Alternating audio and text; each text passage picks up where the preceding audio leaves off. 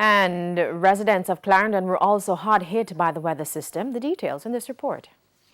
Not one, not two, but we counted 5 cars that were abandoned by their drivers in various communities across Clarendon.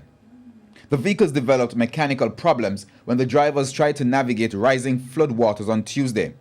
But the damaged vehicles tell just half the story of the impact of Tropical Storm Grace in Clarendon.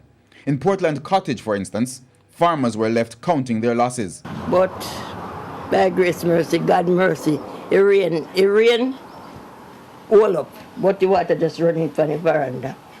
Take away goat them. So all the picnic slippers gone. The phone could wet up everything. It was a rough time for me, and I have a full cube with enough chickens, and it was tough for them because we have to be trying to put them on one another so they could survive, and we lose a couple goats in it also, while we lose things that wash away. In Longwood District, it was a similar story. The residents say it's a disgrace that they were left to the mercy of the storm, as their drainage problems were known by the authorities. Everything are flood out, house are flood out, cow dead, goat are dead, and none of them no coming along with come something there, come look power with.